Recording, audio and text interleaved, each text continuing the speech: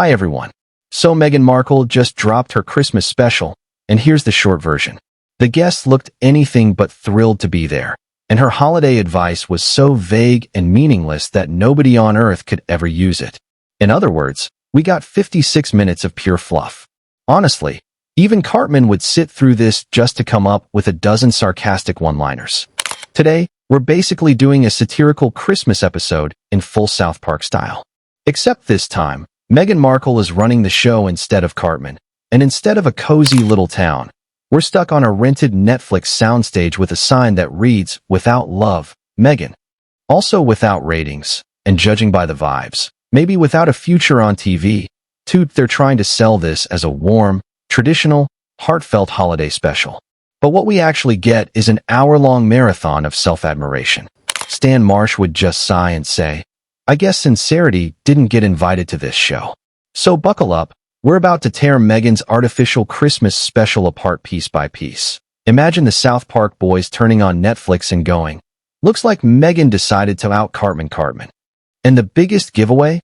Guy the Beagle. Meghan talked emotionally about his passing back in January 2025. Yet in this special, he's alive and happily running around the kitchen. Which means that under the label of Magical Christmas 2025, Netflix is quietly serving up old footage that's been sitting on a shelf for months, as Kyle would point out. Maybe Netflix is stretching leftover clips just to recover a tiny bit of their investment. Now onto the main dish, Prince Harry's cameo. The producers probably thought his appearance would save the disaster. Instead, it made it worse. 5 minutes before the end, Harry suddenly appears, and Meghan, glowing with excitement, shows him a salad filled with everything he hates. Beets, olives, fennel, anchovies, pickled veggies. She lists it all loudly, like she's reciting his fears on live TV. Butters would lean in. "Oh, you guys. I think Harry's really scared right now." Harry tries to mumble something, but Meghan switches straight into mommy mode. Picture it. A grown, balding 40-year-old man standing there while his wife cheerfully explains that spicy food makes her little Pookie sweat and that he loves the soup her mom makes. She talks about him like he's a toddler who just finished potty training, not her husband. Cartman would absolutely lose it. Seriously?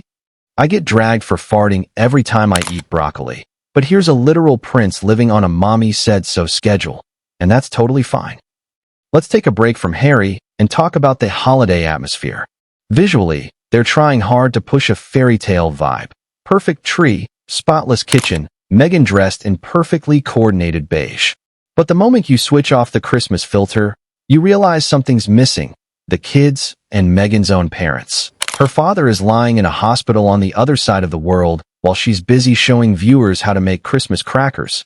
Yes, Christmas crackers, which she presents like precious treasures she heroically rescued from the UK. This from the same woman who publicly torched every bridge with the royal family. Kyle would say, "Make up your mind.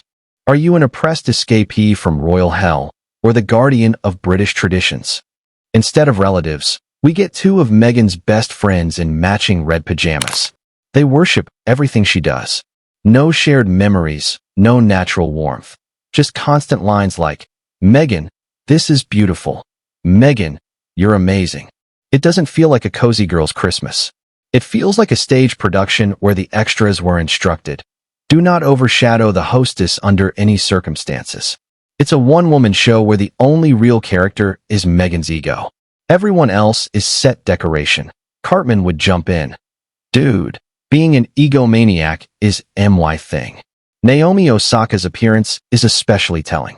A multi-time Grand Slam champion, a real superstar. And yet she sits there like she accidentally wandered onto the wrong set, giving one-word replies and looking completely detached. Meghan, meanwhile, treats her like a random passerby. She can't even pronounce Naomi's daughter's name correctly. The moment Naomi mentions designing outfits for Nike, Meghan freezes. She realizes an actual high-achieving woman just walked into her space. Kyle whispers to Cartman, "Never invite someone accomplished to your show. They'll automatically become the real star." Then we get Meghan's signature advice segment. She brings out her advent calendar and explains that she hides little notes inside for her kids. But instead of jokes or memories, the notes are mantras like, "You are brave. You are kind. I love you because you are so." These sound like instructions for the perfect daughter. Not a kid's calendar, a daily programming tool. Kyle again, maybe those notes are for herself, not for Lily. And the cherry on top, the gift for Lily, a lavender roll-on deodorant. Not a toy, not a doll, a deodorant for a 4-year-old. Meghan explains that Lily loves playing grown-up lady, but it looks awkward. Maybe Meghan just wants to prevent her daughter from going through the same sweaty armpit photo embarrassment she did. Cartman would howl over that one. It's obvious why Netflix finally dropped this old footage. Not to celebrate Christmas, but to quietly wrap up the Meghan Markle Hollywood princess storyline. The public is done. This isn't a triumph. It's the final report on a flop, as Stan would say. You know what, guys? Sometimes karma writes scripts way harsher than actual writers ever could. And that's it for this breakdown. If you enjoyed the video, hit like, subscribe, and turn on notifications. It really helps the channel. Drop your thoughts below and tell me what you honestly think about this holiday special. Thanks for watching. See you in the next one.